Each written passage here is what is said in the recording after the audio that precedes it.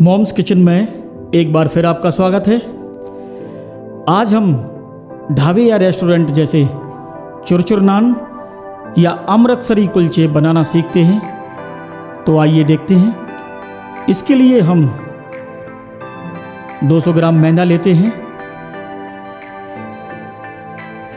और इस मैदा में आधी चम्मच नमक या आप अपने स्वादानुसार ले सकते हैं, थोड़ा सा बेकिंग पाउडर और 3 चम्मच घी यहाँ पर लेते हैं और इसको अच्छी तरह से मिक्स कर लेते हैं। ये देखिए,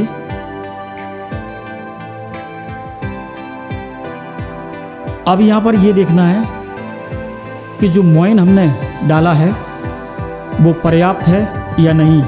इसको चेक करने के लिए हम क्या करते हैं, मुट्ठी बंद करते हैं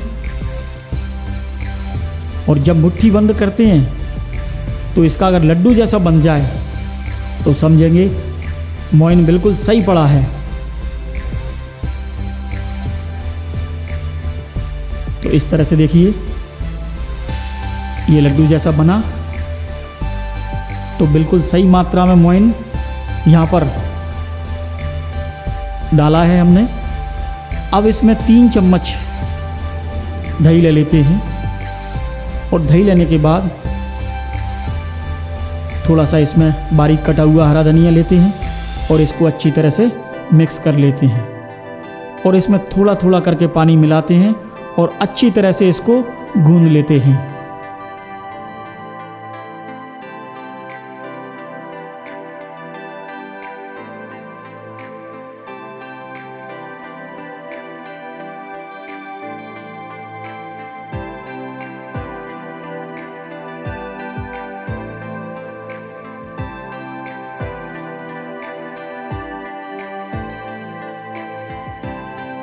इसको थोड़ा सा सॉफ्ट रखना है, ज़्यादा हार्ड नहीं करना।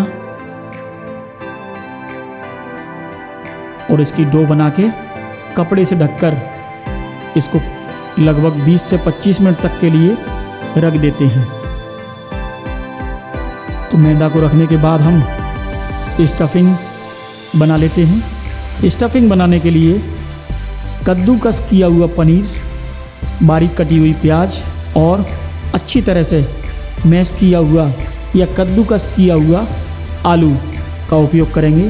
तो इन तीनों को अच्छी तरह से मिक्स कर लेंगे। इसमें थोड़ी सी काली मिर्च पाउडर, खड़ा धनिया, थोड़ा सा कुटा हुआ काला नमक और नमक टेस्ट के अनुसार, लाल मिर्च पाउडर और गरम मसाला और थोड़ी सी हरी मिर्च बारीक कटी हुई और लाल मिर्च भी मिला देते हैं। अब इस मिश्रण को अच्छी तरह से मिक्स करते हैं चम्मच से।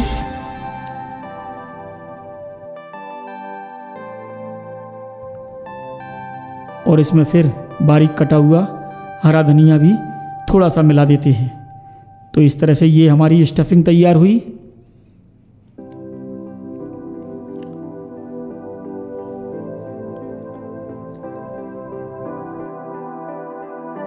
इस डो को दबा के देखते हैं, अच्छी तरह से सेट हो गया है ये। अब वर्किंग सरफेस के ऊपर थोड़ी सी मैदा डाल के, सूखी मैदा डाल के इसको बेलन की सहायता से थोड़ा बड़ा करते हैं। इस तरह से देखिए, इसको हमने बड़ा कर लिया है।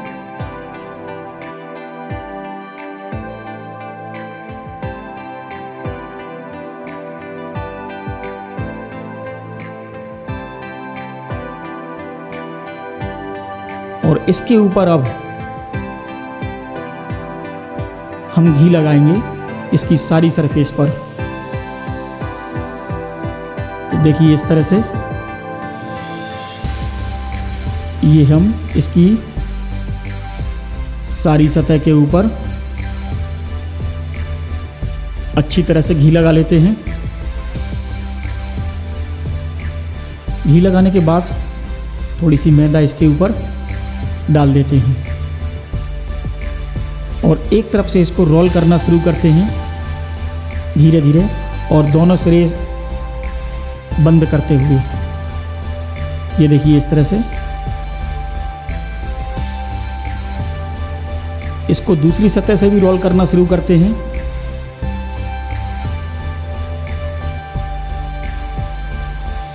दूसरी सतह से इसको रोल करते हुए दोनों को अच्छी तरह से बंद कर देते हैं, दोनों सिरे बंद कर देते हैं और दोनों रोल को एक साथ अच्छी तरह से मिक्स कर देते हैं और इसके खुले हुए जो सिरे थे उनको भी अच्छी तरह से बंद कर देते हैं और इसको अच्छी तरह से रोल कर लेते हैं और बराबर बराबर 5 भागों में बांट लेते हैं।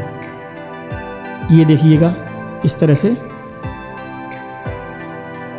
5 इसके टुकड़े हमने कर लिए हैं। ये देखिए इसमें किस तरह से परतें बनी हैं और इन दोनों सिरों को अच्छी तरह से बंद कर देते हैं और इसका एक पेड़ा तैयार कर लेते हैं और इस पेड़े को हल्के हाथ से दबा के थोड़ा बड़ा कर लेते हैं। ये देखिए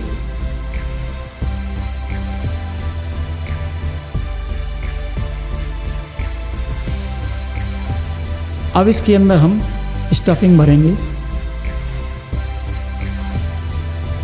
ये हमने इसके सेंटर में स्टफिंग रखी और इसके सारे सिरे हम हल्के से बंद कर लेते हैं। ये देखिए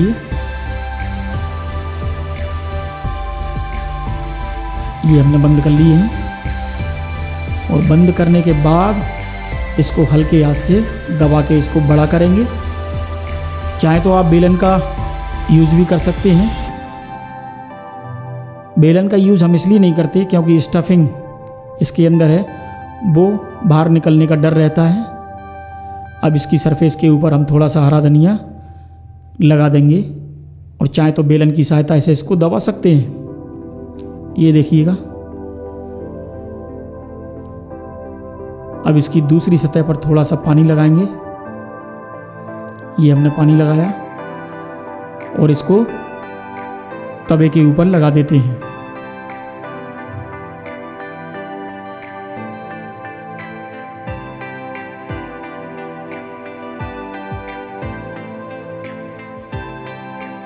फ्लेम को हम मीडियम रखेंगे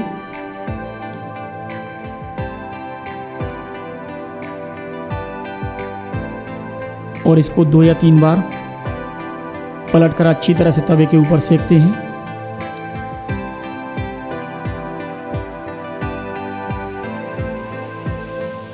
तवे के ऊपर सेकने के बाद इसको अब हम तवे से हटाकर सीधे फ्लेम के ऊपर पकाते हैं। ये देखिएगा और फ्लेम को बिल्कुल लो रखते हैं क्योंकि यहाँ पर ये कुलचे को बिल्कुल लो फ्लेम पर सेकना है। इसके मार्जिन को भी अच्छी तरह से सेकना है। इसके मार्जिन कच्चे रह जाते हैं क्योंकि ये रोटी की अपेक्षा दुगना मोटा है, तो मार्जिन इसके मोटे रहते हैं और मार्जिन मोटे होते हैं तो इनको मार्जिन को भी सेकना ज़रूरी होता है। तो देखिएगा इस तरह से मैंने ये मार्जिन भी इसके रोस्ट कर लिए हैं अच्छे से। तो इस तरह से ये हमारा कुलचा तैयार हो जाता है और इसको हम प्लेट के ऊपर लेने के बाद इसकी सतह के ऊपर अच्छी तरह से घी लगा लेते हैं और इसको हल्के हाथ से दबा देते हैं। और जब इसको हल्के हाथ से दबाते हैं तो ये खस्ता और क्रिस्पी होने के वजह से टूट जाता है। अमृतसर में ये बहुत प्रसिद्ध है, इसलिए इसे अमृतसरी कुलचा कहते हैं। तो इस तरह से ये हमारे अमृतसरी कुलचे और चुरचुर नान तैयार हो जाते हैं। यदि आपको ये वीडियो अच्छा लगा हो तो लाइक करें, शेयर करें, सब्सक्राइब करना ना भूलें और कमेंट्स में हमें बताएं ये आपको कैसी लगे। धन्यवाद।